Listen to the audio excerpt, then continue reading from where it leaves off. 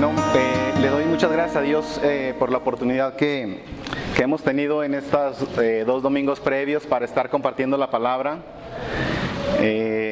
Recordarles que estamos en el estudio de Romanos y alabo a Dios por la oportunidad que Él me da de participar de esta manera en la edificación, en el estudio, de la palabra de Dios, y el ser edificados y con la palabra de Dios ser exhortados, ser confrontados, ser desafiados.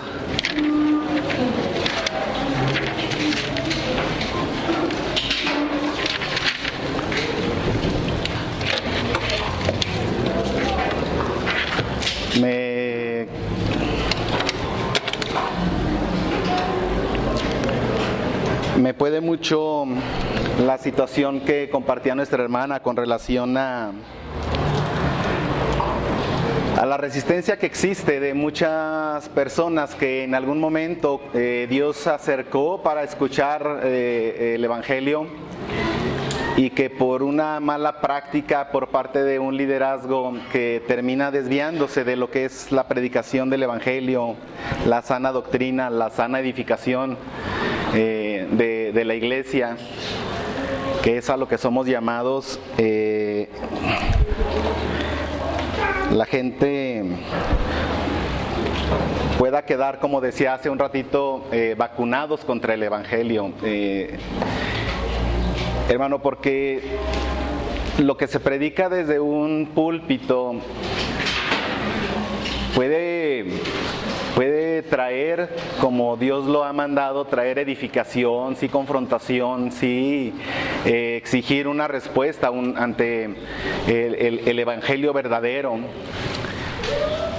Pero cuando el púlpito se usa para lucrar, dice Ezequiel, para comerse a la oveja engordada, esto Dios lo va a demandar de todos aquellos que se ponen aquí detrás de un púlpito y desde allí aprovechan para lucrar, para hacer mercadería, para enriquecerse. El mal llamado evangelio de la prosperidad, el mal llamado evangelio del pensamiento positivo, de la declaración positiva, y muchos Dios nos ha librado de todo esto, pero sí hay muchos todavía por ahí que hay una resistencia, ya no quieren escuchar más. Que Dios tenga misericordia y que nos permita seguir trabajando y orando por todas estas personas a las que Dios ya los había llamado.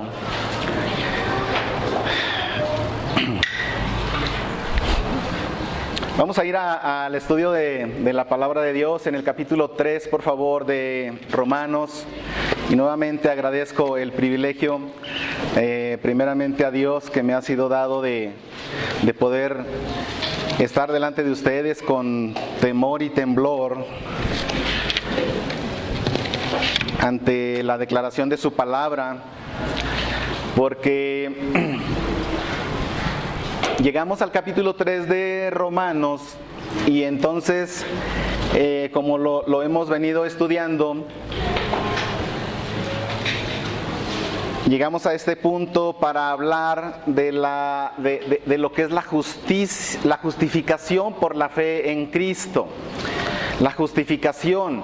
Nuevamente, hemos pasado por un capítulo 1 que condena a un mundo que no toma en cuenta a Dios, que no considera a Dios, a una sociedad que, aunque Romanos fue escrito hace ya muchísimos años, describe tal cual una sociedad en la que estamos viviendo ahora. No, parece que no ha cambiado nada, al contrario, ha ido profundizándose la maldad del hombre. Y en más de una ocasión he estado compartiendo y les digo, la maldad del hombre no tiene límite. la maldad del hombre no tiene límite, pero también tenemos que saber que la única diferencia entre un pecador no arrepentido y un Hitler, por ejemplo, es a lo mejor la gravedad de lo que han hecho, pero el corazón está igualmente perdido. Entonces nos encontramos en un capítulo 1 donde describe a una sociedad sin Cristo, sin temor a Dios. Describe a partir del versículo 18, donde se comienza el versículo 18, que la revelación de la ira de Dios. La ira de Dios se revela desde el cielo contra toda impiedad e injusticia de los hombres que, dice la Escritura, que detienen con injusticia la verdad. Y entonces desde ahí dice, porque habiendo conocido a Dios no le glorificaron como a Dios ni le dieron gracias, sino que su necio corazón, dice la Escritura, la ira de Dios se revela desde el cielo contra toda impiedad e injusticia de los hombres que detienen con injusticia la verdad. Lo que de Dios se conoce les es manifiesto. Dios se los manifestó. Hay una revelación universal, hay una revelación general del poder y de la deidad de Dios. Dice que el poder de Dios se hace claramente visible a través de la creación, pero el hombre en su naturaleza no ve a Dios a través de esa manifestación, de esa revelación. Y es responsable por eso. Y entonces viene el hombre y lo que yo le he llamado la cascada de la pecaminosidad del hombre. Habiendo conocido a Dios, no le glorificaron como a Dios ni le dieron gracias. Su necio corazón fue entenebrecido. Y entonces dice aquí que profesando ser sabios. Estamos en una sociedad donde el hombre se siente sabio. El hombre se cree sabio.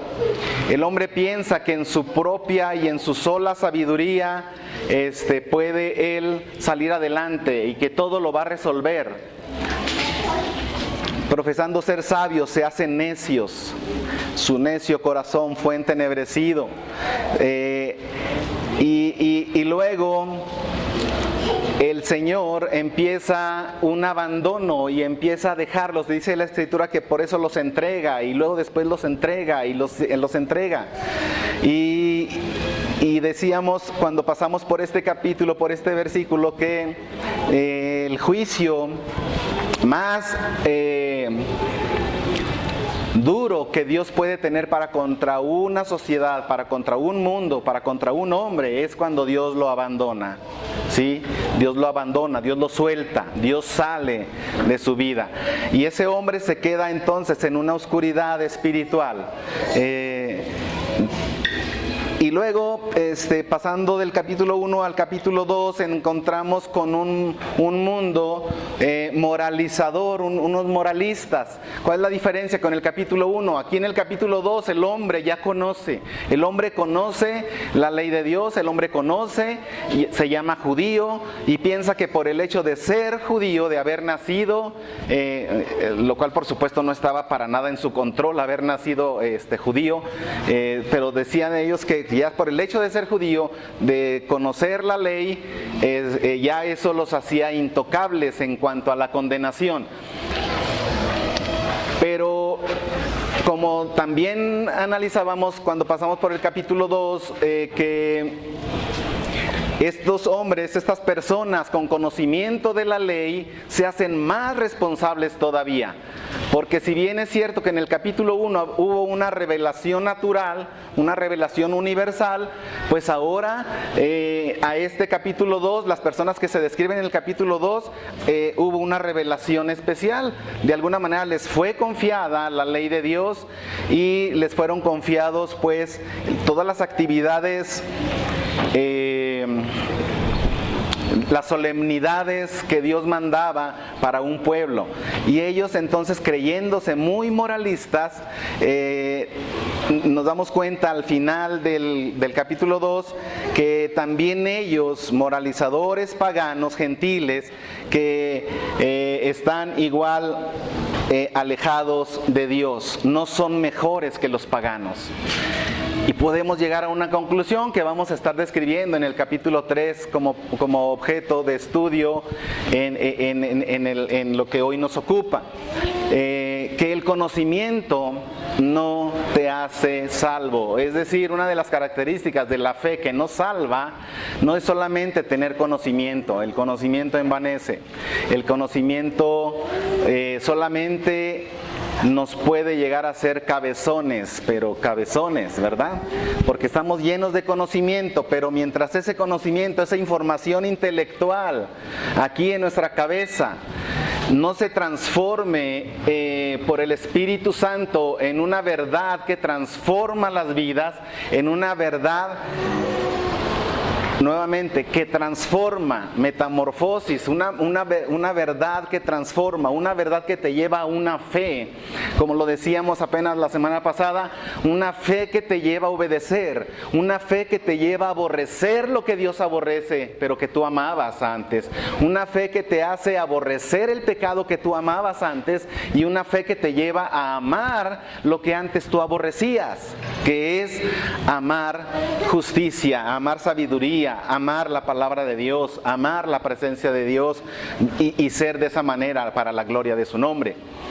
Esa es la característica principal del verdadero Hijo de Dios, el cual, como dice el Evangelio de Juan en su capítulo 1, verso 12, a todos los que le recibieron, a los que creen en su nombre, les dio la potestad de ser hechos hijos de Dios.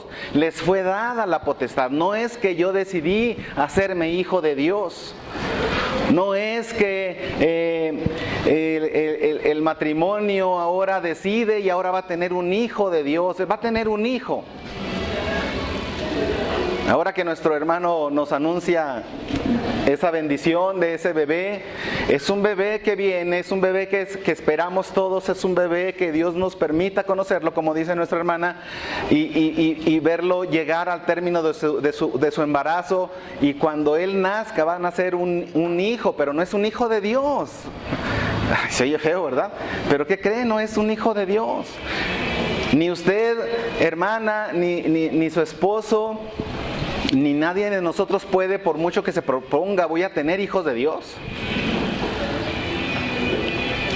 Muy en el principio, en el Génesis, cuando Dios le dijo al hombre, llenad la tierra y fructificadla, llénenla, que sea lleno el mundo de personas, y esas personas que estaban en ese momento ahí eran personas hechas a la imagen y semejanza de Dios. Pero cuando ya el hombre cayó en pecado, en desobediencia, dice la Escritura que tuvieron hijos a su imagen, conforme a su semejanza. ¿De quién? Ahora de un hombre caído. ¿Sí? Entonces, por tanto, como el pecado entró en el mundo por un hombre y por el pecado la muerte, así la muerte pasó a todos los hombres por cuanto todos pecaron. ¿Verdad? Eso nos dice el mismo Pablo en Romanos un poco más adelante. Y es de esa manera como el mundo fue lleno de hijos de Dios, pregunto. El mundo fue lleno. Hay más de 7,000 millones de habitantes en este mundo. ¿Son hijos de Dios? No, eso es lo que dice la Iglesia Católica, la Iglesia Romanista. Dice que todos somos hijos de Dios. ¿Sí? Y no es verdad. No es verdad. Hay una gran diferencia entre lo que es un hijo de Dios y alguien que no es un hijo de Dios, una creación de Dios. Y entonces, una de las características que nos menciona, entonces llegamos al capítulo 3, es que llegamos a esa verdad ineludible, por cuanto todos pecaron. No hay diferencia, por cuanto todos pecaron. ¿Los del capítulo 1 pecaron? Sí. ¿Los del capítulo 2 pecaron? También. No hay diferencia entre judíos y gentiles, judíos y paganos. Todos están destituidos de la gloria de Dios. Por cuanto todos pecaron, están destituidos de la gloria de Dios. Mire, yo le he dicho, yo lo he compartido porque así lo he aprendido. El gran problema del hombre, del ser humano, es que Dios es santo. El hombre tiene un gran problema y sí, se llama pecado, pero el pecado en sí probablemente no sea totalmente, sino el problema principal es que Dios es un Dios ¿qué? Santo. Y el problema del hombre luego es ¿cómo le hacemos nosotros hombres pecadores? Entonces, pues ya dice esta verdad, por cuanto todos pecaron, destituidos de la gloria de Dios. Ahora, ¿cómo le hacemos nosotros para regresar a estar enfrente, a estar en comunión con un Dios santo? No, ni siquiera ese es el gran problema. El gran problema es cómo un Dios santo va a condescender para vivir, para permitir que el hombre pecador viva delante de Él. ¿Cómo le hace? Y esto sin tocar uno solo de sus atributos. ¿Cómo le hace? Cuando estaba preparando este tema me acordé de este dicho que a usted no les va a sonar para nada ajeno. Abrazos y no balazos, ¿sí? Es la frase del siglo, ¿eh? Es la frase del siglo. Dios nos libre, Dios nos guarde. Mire, hermano, un juez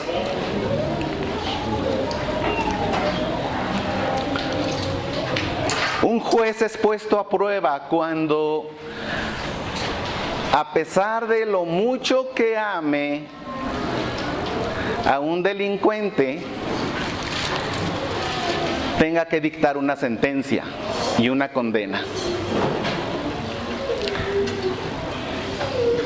Aquí tenemos a un juez justo, el juez justo de toda la tierra, como lo describe Abraham en el Antiguo Testamento. El juez justo, nuestro Dios omnipotente, poderoso, santo, sin mancha. Nunca ha convivido el pecado con él, ni lo tolera, ni siquiera verlo de lejos. Ahí tenemos a ese Dios santo, juez justo.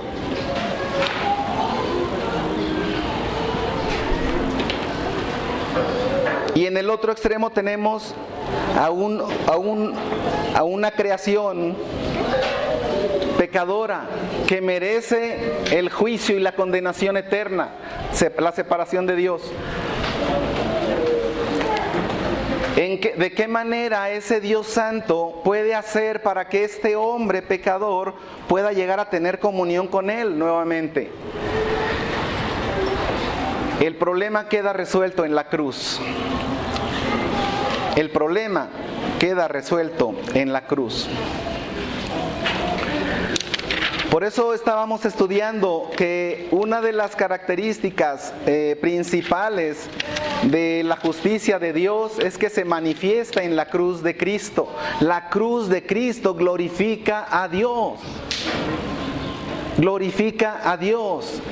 En la cruz de Cristo se revela la justicia de Dios. En el Evangelio se revela la justicia de Dios. ¿De qué manera? ¿Cómo?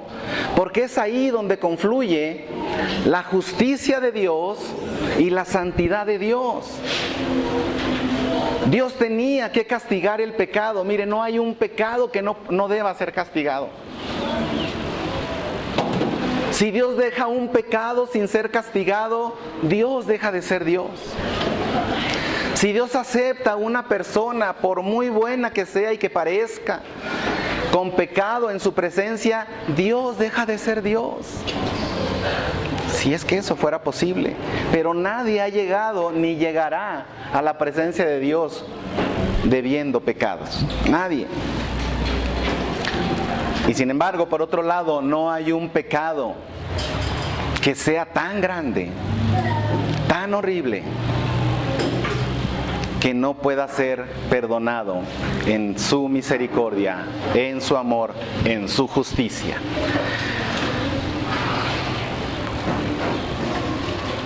¿Por qué en la cruz es donde confluyen la santidad y la justicia de Dios? ¿Por qué la cruz de Cristo revela la justicia de Dios? Capítulo 3 de Romanos. Capítulo 3 de Romanos.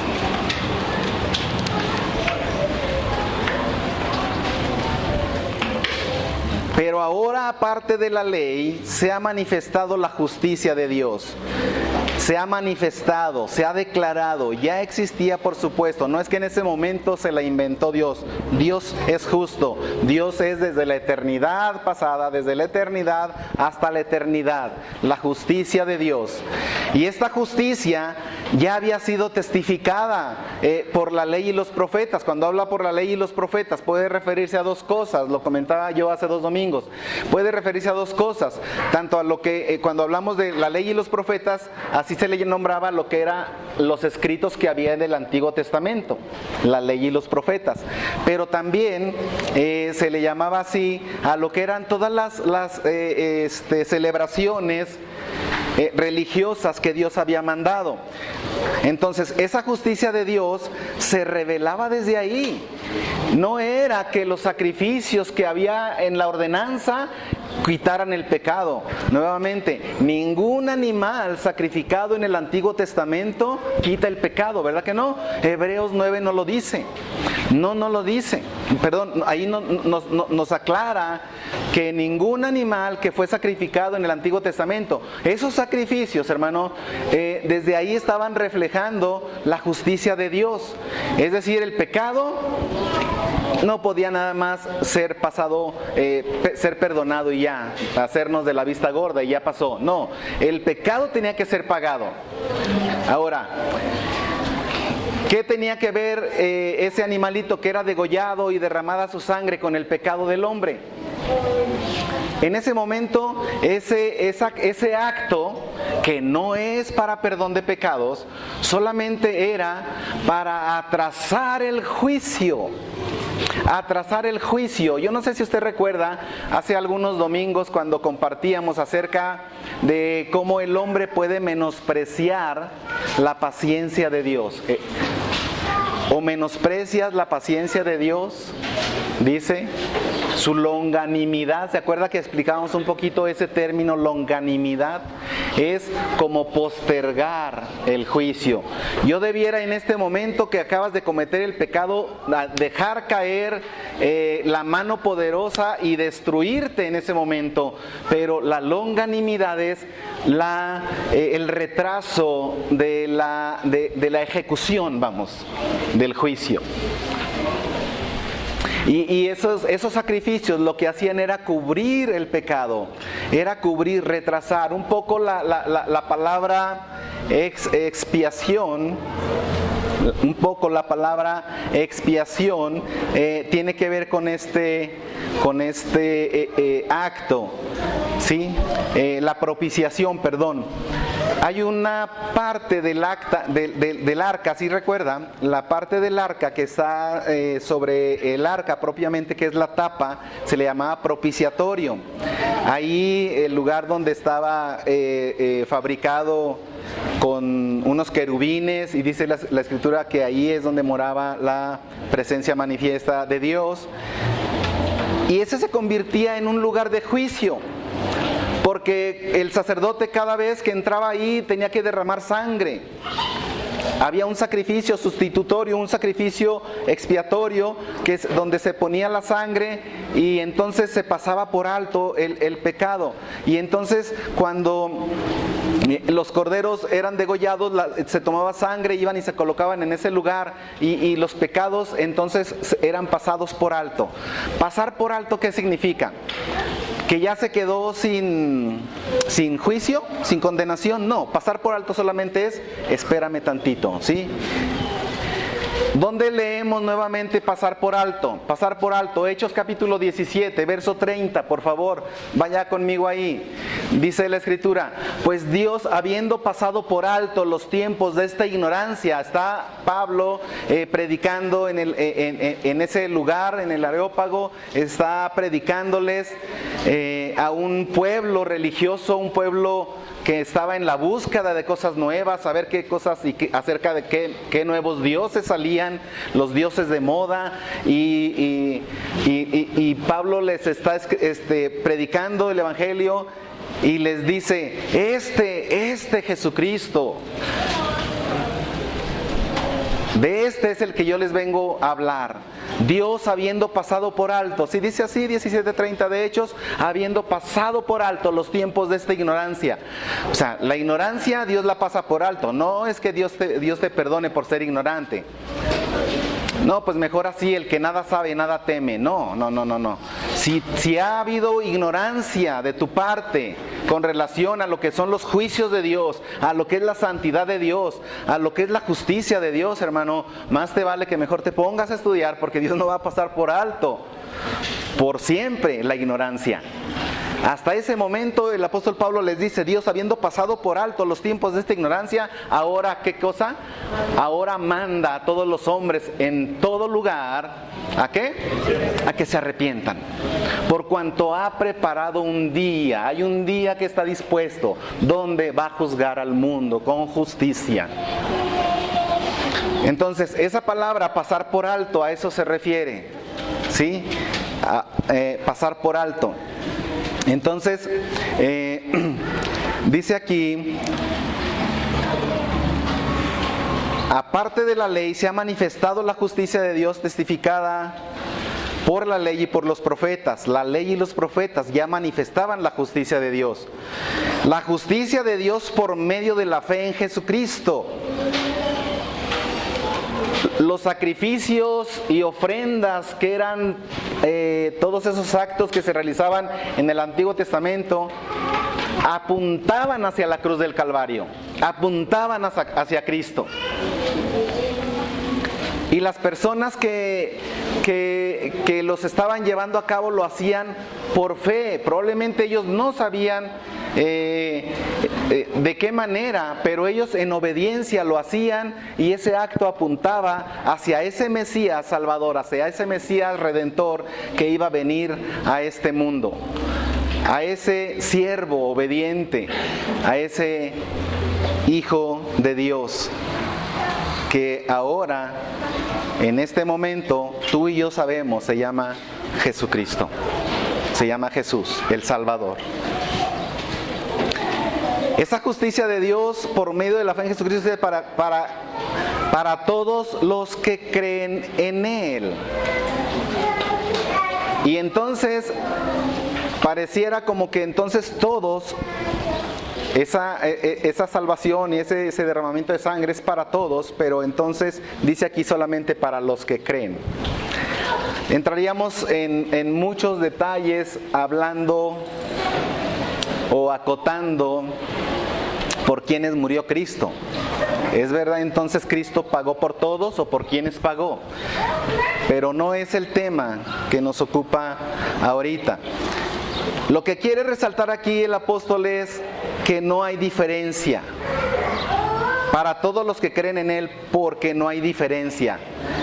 Judíos, gentiles, paganos, que conozcan los mandamientos, que estén llenos de conocimiento, o que no conozcan nada que tenga que ver con la Biblia, no hay diferencia.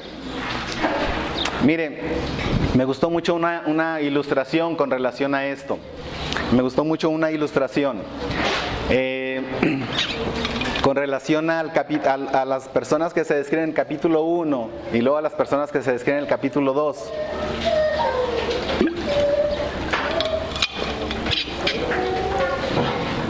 Es como si los del capítulo 1 están metidos en una mina muy, muy profunda, imagínensela muy profunda, así a ese nivel de profundidad. Y luego los del capítulo 2 están en la superficie, aquí donde estamos nosotros.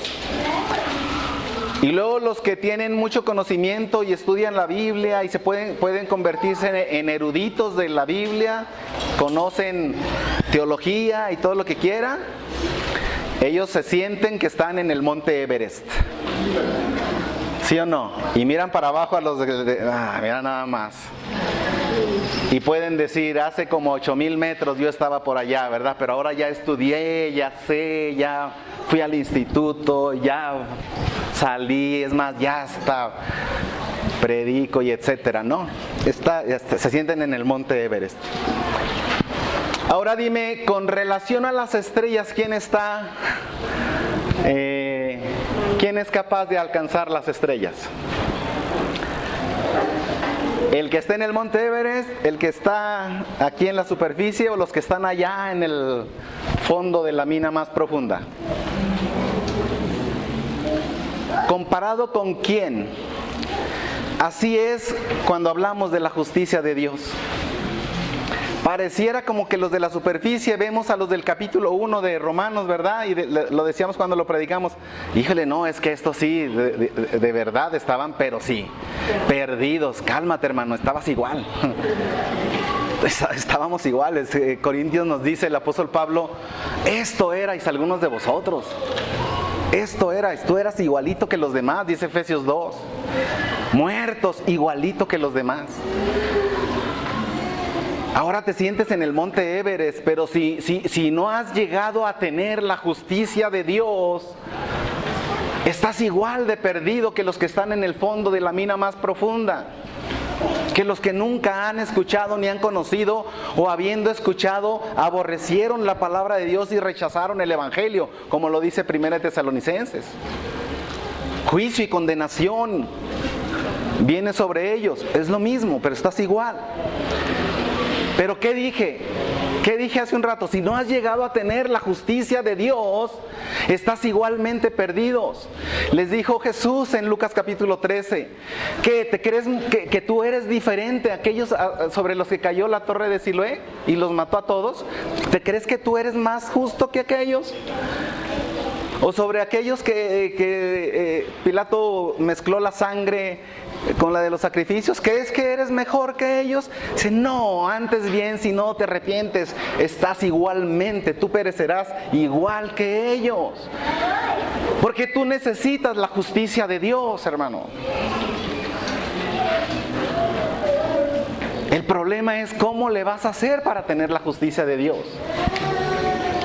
Si tus mejores obras para que te sea dada esa justicia, las mejores obras, el acto más sublime que puedas llegar a tener, las mejores compasiones, la mejor piedad, el mejor acto de humanidad que puedas llegar a tener, quizá ayudando a los huérfanos, ayudando a las viudas, te vas hasta no sé dónde a hacer buenas obras, eso delante de los ojos de Dios es como trapos de inmundicia. ¿Cómo le haces para tener esa justicia de Dios? No, es imposible. No puedes tener la justicia de Dios si no te fuere dada. La tienes que recibir de parte de Dios, por la gracia de Dios, gratuitamente. Y le decía la semana pasada, pareciera que el apóstol Pablo está siendo redundante cuando dice en el verso 24, siendo justificados gratuitamente por su gracia. A ver, espérate. Gratuitamente y por su gracia, ¿qué? ¿No es lo mismo? No, no es lo mismo.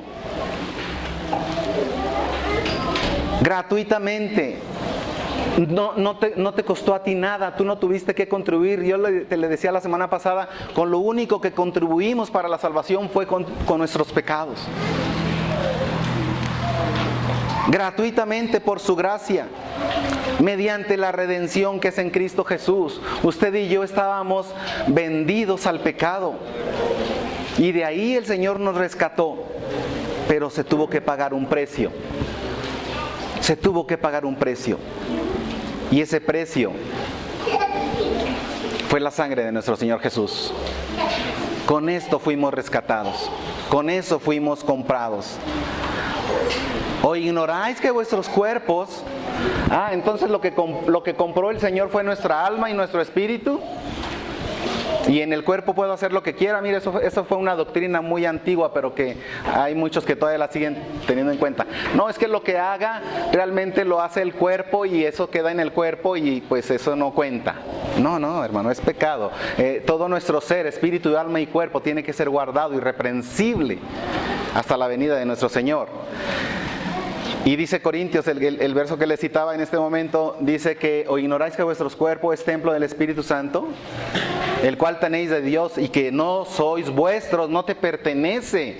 Ese cuerpecito pecador que tienes no te pertenece. No le puedes hacer lo que a ti te dé la gana, no es tuyo.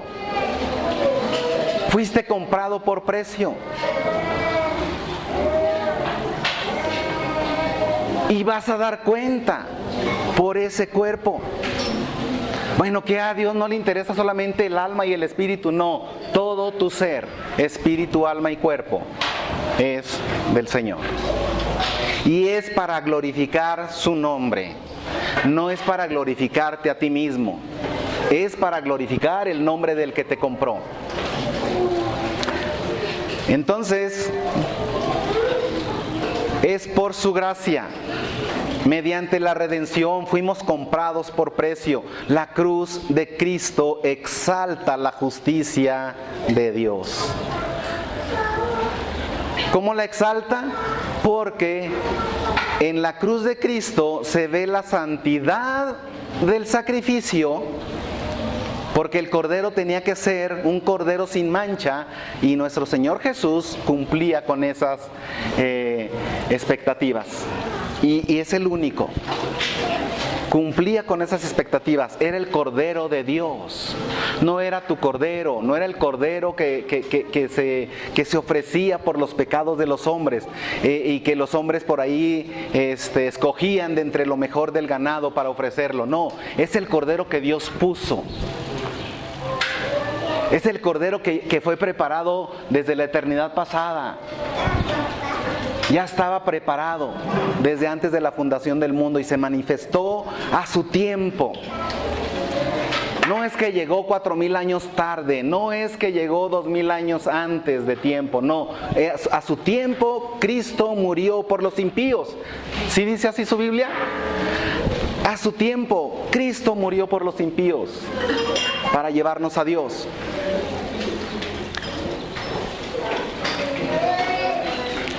Exalta la justicia de Dios porque Cristo llega habiendo sido expuesto a todas las tentaciones, pero llega de una manera santa.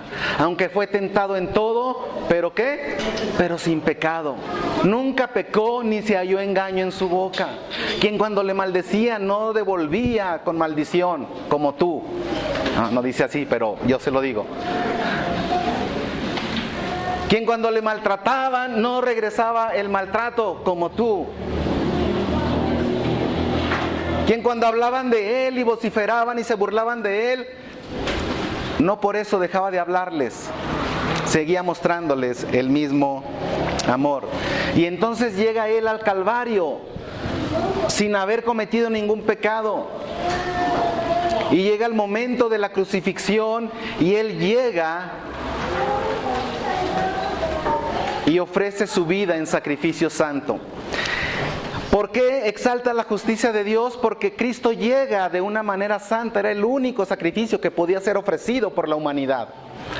Pero entonces ahí mismo la justicia de Dios llega y es donde, como dice el salmista, déjeme le digo dónde, vaya conmigo al Salmo 85 por favor.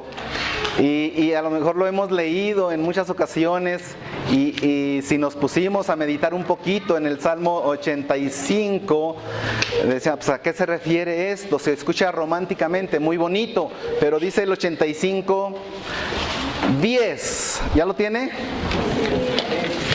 La misericordia y la verdad se encontraron. ¿Dónde? ¿Dónde se encontraron? En la cruz de Cristo. La justicia y la paz se besaron. ¿Dónde, hermano? ¿En qué punto? ¿Dónde la justicia de ese Dios santo, puro y sin mancha, soberano, el creador de todo lo visible y lo invisible, sean principados, reinos, potestades, toda la creación, lo que se ve y lo que no se ve? La justicia y la paz se besaron. ¿Cuál paz? ¿Cuál justicia? La justicia de ese Dios y la paz que sobrepasa todo entendimiento. La paz que solo Cristo puede dar. No la paz que el mundo da, sino la paz que solo Cristo puede dar. ¿Dónde se besaron? ¿Dónde se encontraron? En la cruz de Cristo. En la cruz de Cristo. Hermano, esto es glorioso. Esto que le acabo de decir es glorioso. Porque estaba ahí el segundo Adán, el postrer Adán, el segundo representante de la humanidad. El primer Adán falló. El primer Adán, donde estaban representados usted y yo, falló delante de Dios, pecó, desobedeció y fue desechado. Y junto con él toda la humanidad fue desechada, ¿sí o no? Pero aquí estaba, en este momento, en la cruz del Calvario, ahí estaba el segundo Adán, bendito sea el nombre de nuestro Señor. Ahí estaba el postrer Adán, el segundo Adán. Nuestro representante, el representante de la humanidad, y no llegó con las manos vacías. Él llegó con sus hombros llenos de tu pecado y de mi pecado. Llegó a la cruz. En ese momento Dios no estaba viendo a su Hijo santo, sin mancha, estaba viendo a la humanidad a la que Él representaba, y Él estaba cargando con todo el pecado suyo y el mío. Y entonces viene la justicia de Dios y es declarado el juicio, como ya se había hecho desde la eternidad pasada. Tenía que morir, no solamente sufrir. Probablemente el Padre, si hubiera no sé cómo decirlo, pero si hubiera Él pensado en abrazos y no balazos en ese momento, hubiera dicho, no, así estamos bien, déjenlos ir, no pasa nada, también están bajo mi protección, no pasa nada. Perdón por la comparación, pero nuestro Dios es un Dios santo y es el juez justo. Y tus pecados y los míos puestos en Jesús no podían quedar solamente borrón y cuenta nueva, no, tenían que ser pagados. Y entonces la justicia tenía que ser manifestada, y el juicio se llevó a cabo, y la condenación se llevó a cabo, y la muerte del justo por los injustos para llevarnos a Dios. El justo por los injustos para llevarnos a Dios. Al que no conoció pecado por nosotros, fue hecho pecado. Y ahí es donde la justicia y la paz se besan. ¿Cuál paz? ¿Cuál paz? De la misma que nos sigue hablando el apóstol Pablo. Justificados pues por la fe, tenemos paz para con Dios por medio y únicamente por medio de nuestro Señor Jesucristo. Y cuando hablamos de por medio, nuevamente pudiéramos detenernos a hablar de un mediador, y todas las palabras que en el estudio de la Biblia significan o implican una mediación. Pero es por medio solamente de Jesucristo. Ahí es donde la justicia y la paz se besan. No era solamente, pues ya sufrió mucho, mira, ya le estrujaron su barba, ya lo azotaron hasta que no quedó un lugar sano en su espalda, ya le coronaron de espinas. A estas alturas, antes de la crucifixión, prácticamente está muerto, pues ya déjalo. Ya con eso es suficiente. ¿Era suficiente, hermano? No, porque la paga del pecado no dice que es sufrimiento, ¿verdad? La paga del pecado es muerte. Y el alma que pecare, ¿esa qué? ¿Sufrirá? ¿Dice sufrirá? No, morirá. Por eso es que Jesús tenía que morir en la cruz. Mucha gente por ahí, dizque estudiosos, llegan a la conclusión de que no, que realmente Cristo no murió, solo sufrió un desmayo y luego fingieron como que lo sepultaron, pero realmente no murió. No. Sáquese. La Biblia dice que tenía que morir y el Señor murió. El Señor murió. Por eso la cruz de Cristo exalta la justicia de Dios. Y entonces el mismo apóstol Pablo regrese conmigo a Romanos, por favor, y en Romanos 3 dice, se queda en el 24 diciendo, mediante la redención que es en Cristo Jesús, a quien Dios puso, y lo resaltábamos la semana pasada, cuando decíamos que todo tiene que ver con ese pronombre su, ¿verdad? Que nos habla de la tercera persona, del singular, cuando hablamos de una conjugación. Es su redención, es su justicia, es su sangre, dice ahí a quien Dios puso como propiciación por medio de la fe en su sangre, para manifestar su justicia a causa de haber pasado por alto, otra vez es lo que le explicaba hace un rato, en su paciencia los pecados pasados. Pasado por alto no significa dejar sin castigo. Todos los pecados pasados de las generaciones antes de Cristo, igualmente que de aquellos que vivimos después de Cristo, fueron pagadas en el mismo acto de justicia en la cruz del Calvario. Amén. Ahí fueron pagadas. Ahí es donde quedó pagado el pecado. Por eso dice, para manifestar su justicia a causa de haber pasado por alto en su paciencia los pecados pasados, y con la mira de manifestar en este tiempo su justicia, a fin de que Él sea el justo y el que justifica al que es de la fe en Jesús. Y entonces la pregunta de Pablo, entonces por la fe invalidamos la ley.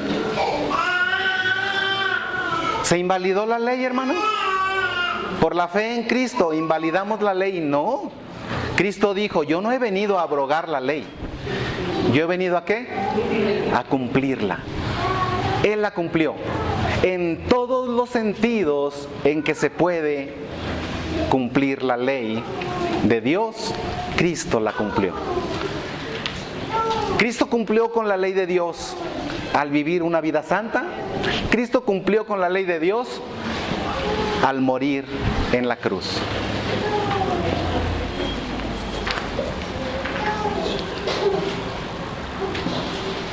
¿Dónde pues está la jactancia?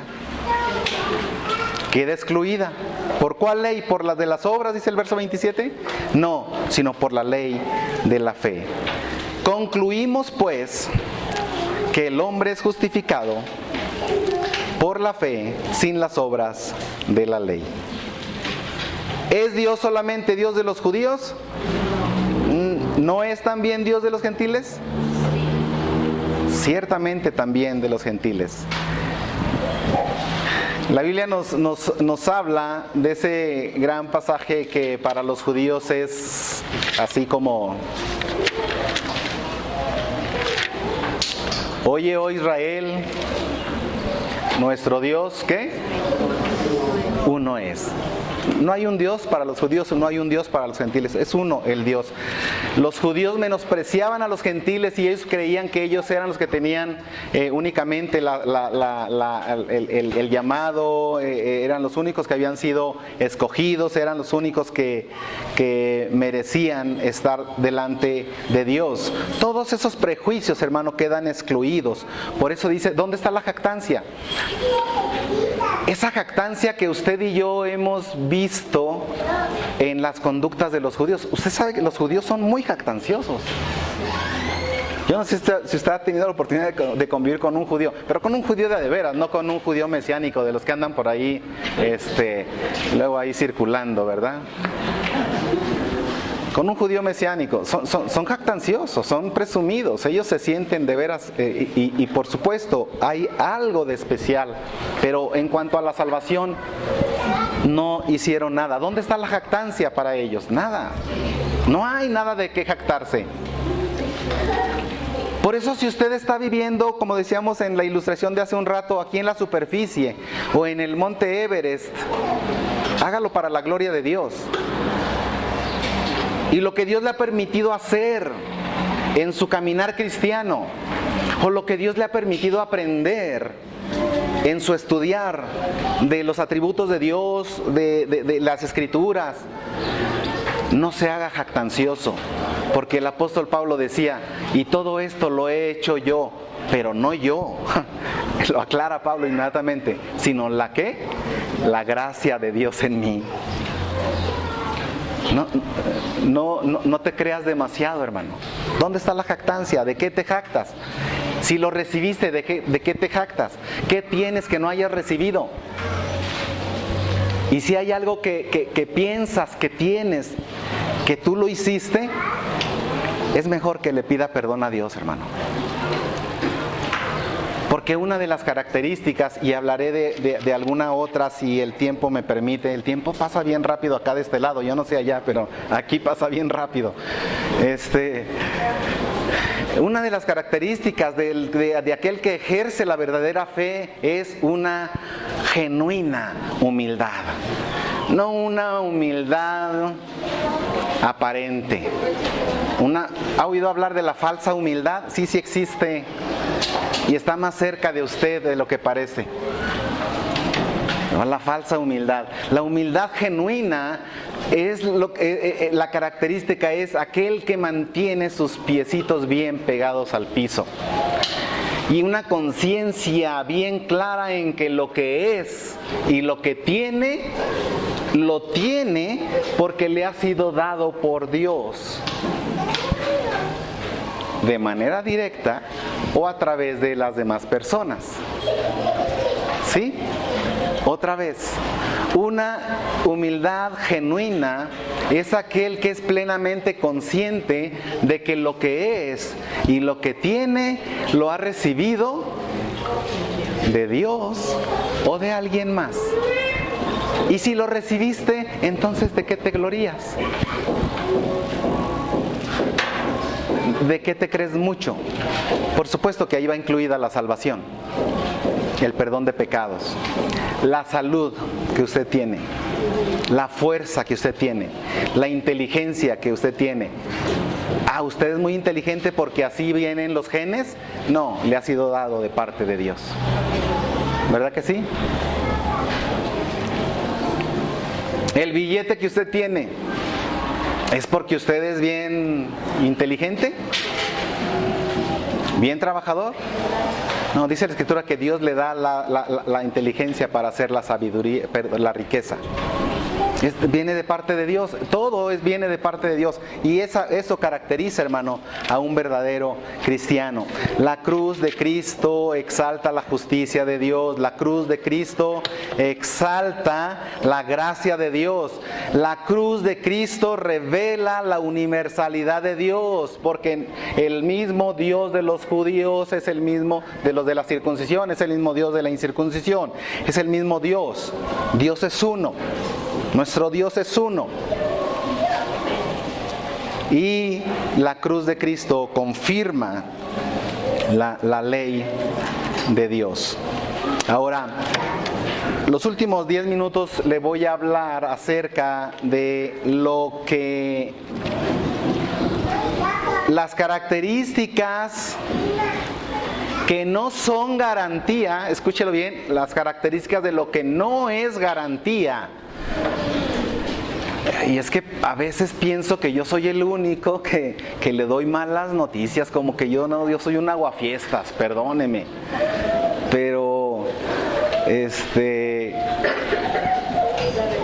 como que quiero convencerlo de que, a veces pienso que yo soy el que quiero convencerlo de que usted no es cristiano, pero créame que no. El Señor quiere que estas cosas sepas, dice en Primera de Juan, estas cosas os he escrito para que no pequéis y para que sepas que eres hijo de Dios.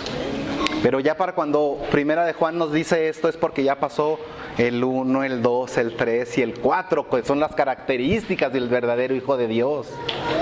Y entre ellas la humildad es una de ellas, ¿verdad? Pero estas cosas les escribo, dice, para que no pequéis, para que sepas que eres un hijo de Dios.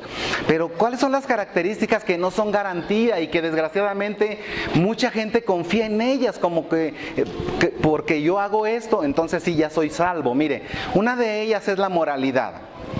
Sin duda aquí tenemos personas muy morales, ¿sí o no?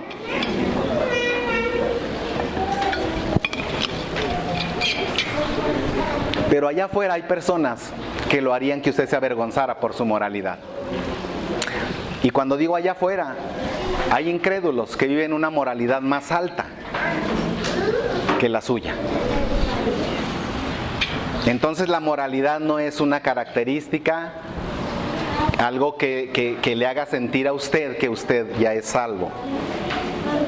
Muchos incrédulos viven de verdad vidas morales, más morales que muchos cristianos.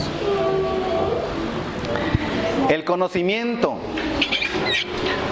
Personas en las iglesias piensan que por lo que ya conocen, entonces esa es una señal de que ya son salvos. No, lo acabo de mencionar. Puedes hacerte un erudito en la Biblia, un erudito en la vida de Pablo, un erudito en la vida de los apóstoles, un erudito en bibliología y conocer de manera muy intelectual todo aquello. Pero eso no es una característica de un salvo.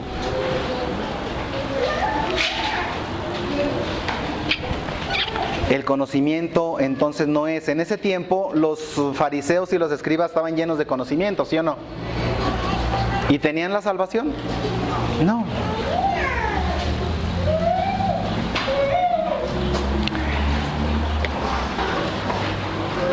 Participar de las actividades religiosas, participar de las cosas religiosas.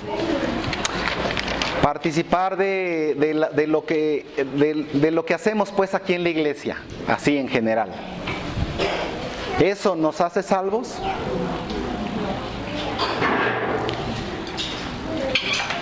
¿Bautizarte te hace salvo? No. ¿Entonces qué? ¿Entonces qué es lo que me salva? Lo acabamos de decir. Es la fe. Entonces yo tengo mucha fe. He visto, y usted también lo ha visto, desfilar gente de rodillas hasta donde está una imagen. ¿Usted cree que ellos tienen fe? Y tienen más fe que usted. ¿Pero son salvos? Porque no es la cantidad de fe, sino el objeto de la fe. Entonces, ¿alguien que tiene mucha fe es salvo? No, es la fe en Cristo. Es la fe en Cristo. El activismo religioso. Hay mucha gente que vive vidas cristianas y yo sé de algunos que están por aquí, no voy a decir quién es, pero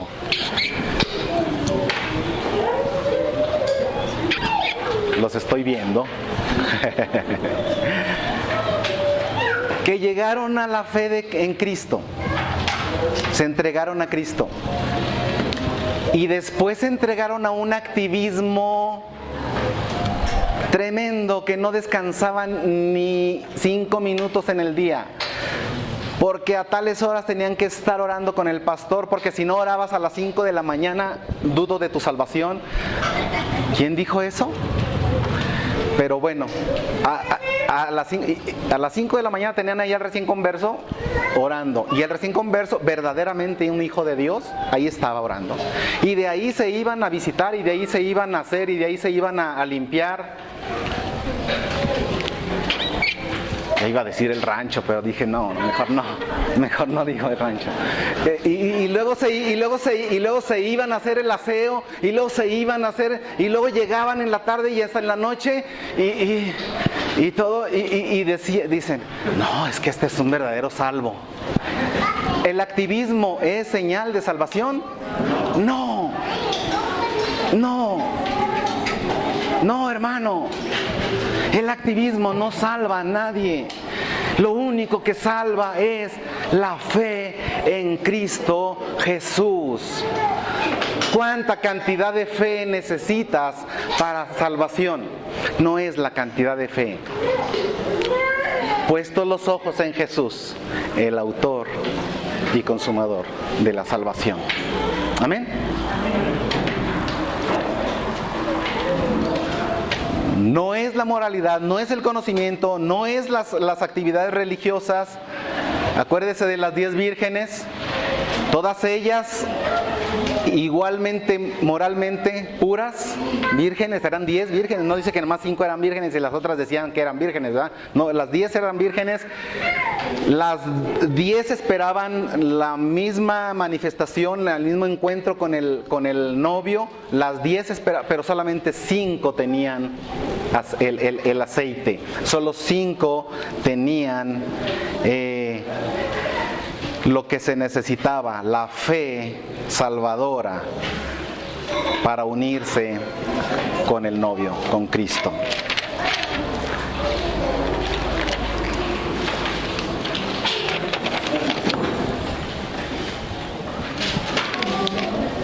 Tener seguridad de la salvación, ¿te hace salvo? Solamente estar seguro de la salvación te hace salvo, no. Es la fe, nuevamente, es la fe. Rápidamente, ¿cuáles son las características de una fe verdadera? Ya sé, lo hemos dicho, los que me antecedieron desde hace 7 años hasta la fecha no han dejado de hablar de esto. Y agradezco tanto por mi hermano Josué, por mi hermano Humberto, por mi hermano José Luis, por mi hermano Juan Carlos, por todos aquellos que se han levantado en este lugar para la predicación del verdadero evangelio. ¿Qué es lo que caracteriza una fe verdadera? Número 1, el amor a Dios. El amor a Dios. Romanos 8:7. Romanos 8:7. Romanos 8 ya sabe todo cómo comienza. Ahora pues ninguna condenación hay para los que están en Cristo Jesús, los que no andan conforme a la carne, sino conforme al Espíritu. Pero el 7 dice, por cuanto los designios de la carne son enemistad contra Dios, porque no se sujetan a la ley de Dios, ni tampoco pueden. Si dices que amas a Dios, tienes que obedecerlo. El amor a Dios te lleva a obedecer. El amor a Dios te lleva a obedecer.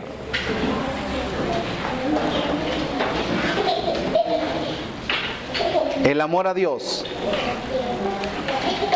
Si me amáis, ¿qué cosa dijo Jesús? Juan 14. Guardad mis mandamientos y mi Padre te amará. Y vendremos y haremos morada, ¿verdad? El amor a Dios te lleva a obedecer. Número 2. Prueba de una fe verdadera, arrepentimiento y aborrecimiento. ¿Cómo es eso? Arrepentimiento de tu pecado y aborrecimiento del pecado. El que encubre sus pecados no prosperará, pero el que los confiesa, ¿y qué? Y se aparta. No es que te la pases confesando y confesando y confesando, sino confiesas y te apartas. Entonces, el amor a Dios y el arrepentimiento, el aborrecimiento del pecado. Amas a Dios y aborreces el pecado. Como dije hace un rato, amas a Dios y lo que Dios ama. Y aborreces el pecado, lo que Dios aborrece. Entonces lo que tú antes amabas, ahora lo aborreces. Y lo que antes aborrecías, ahora lo amas. Y lo obedeces.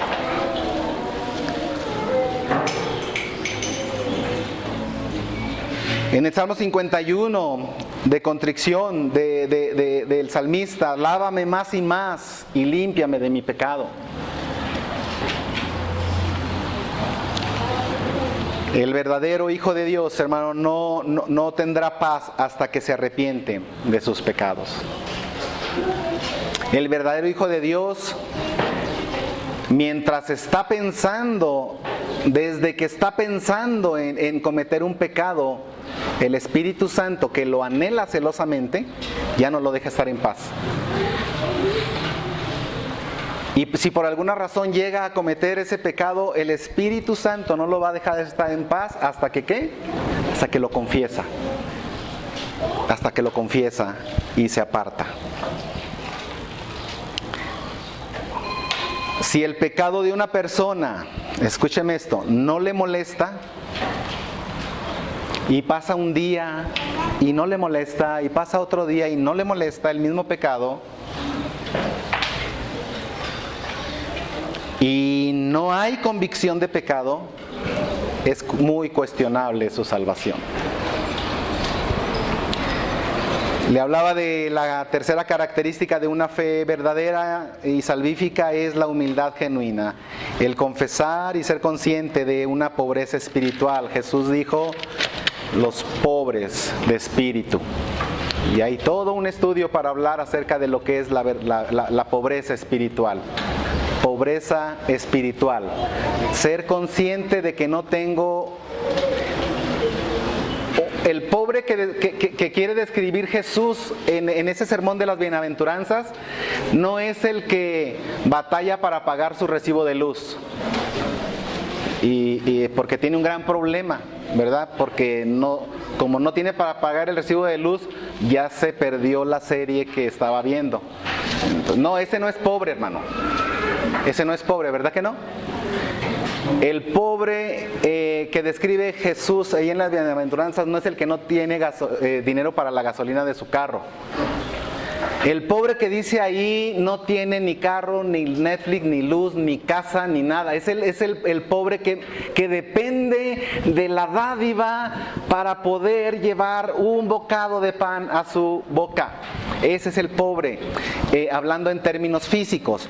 Y en términos espirituales es aquel que es plenamente consciente de que no puede sostenerse en pie delante de Dios. Ese es el pobre de espíritu. Que está completamente, John MacArthur usa la palabra bancarrota espiritual, o sea, no tengo nada delante de Dios. Ese es el pobre. Entonces, ser consciente de eso es una señal de humildad genuina.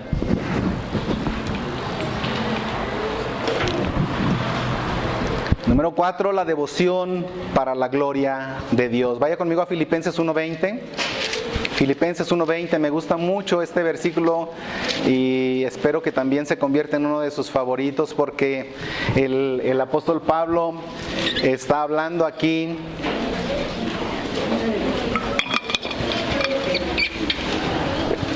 acerca de que, bueno, aunque el versículo que más nos gusta, se lo voy a cambiar. El versículo que más nos gusta es el 21. Se lo cambio por el 20. ¿Sí? ¿Ya sabe qué dice el 21? Para mí el vivir es Cristo y el morir es ganancia. Está muy bonito, me gusta mucho. Y bueno, hay otros de Filipenses, pero el 20, hermano, está hablando el apóstol Pablo con esta confianza, con esta certeza de que Él fue creado, fue llamado, fue escogido, fue llamado, fue salvado y está siendo sostenido en ese momento con el único propósito de ser para la gloria de Dios. No hay otro. Fíjese lo que dice aquí. Desde el 19, porque sé que por vuestra oración y la suministración del Espíritu de Jesucristo, esto resultará en mi liberación. Acuérdese que él estaba preso en ese momento que escribió la carta. Dice, conforme a mi anhelo y esperanza. ¿Sí está ahí conmigo? Conforme a mi anhelo y esperanza de que en nada seré avergonzado. Antes bien, con toda confianza, como siempre, ahora también será magnificado Cristo en mi cuerpo, o por vida o por muerte. ¿Cómo va a ser glorificado, magnificado el nombre de Jesucristo? O por vida o por muerte.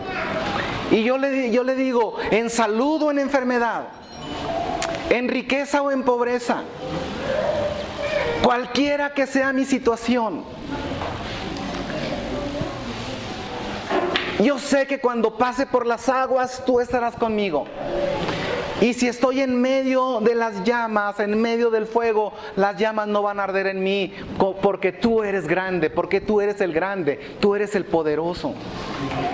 Si estoy en medio de la enfermedad, glorificando a Dios. Y si estoy en medio de la salud, glorificando a Dios.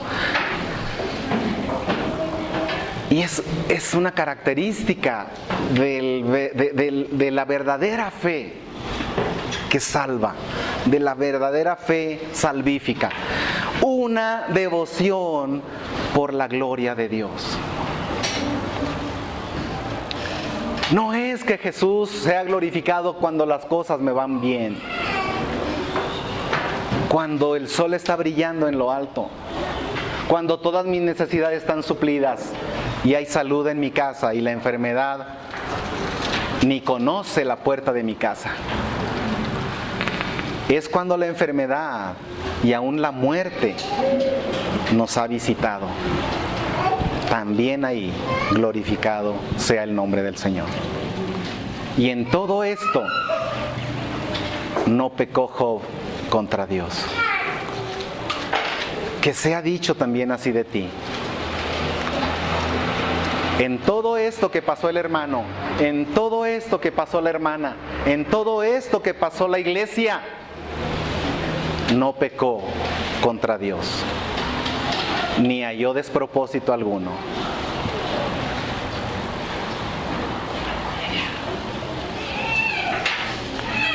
Características de la verdadera fe, entonces, dijimos un amor hacia Dios, dijimos un arrepentimiento y un aborrecimiento del pecado, una humildad genuina, dijimos una devoción para la gloria de Dios. Número 5, una oración. La oración. Nadie puede decir que ora lo suficiente, tanto en frecuencia como en persistencia, como debería.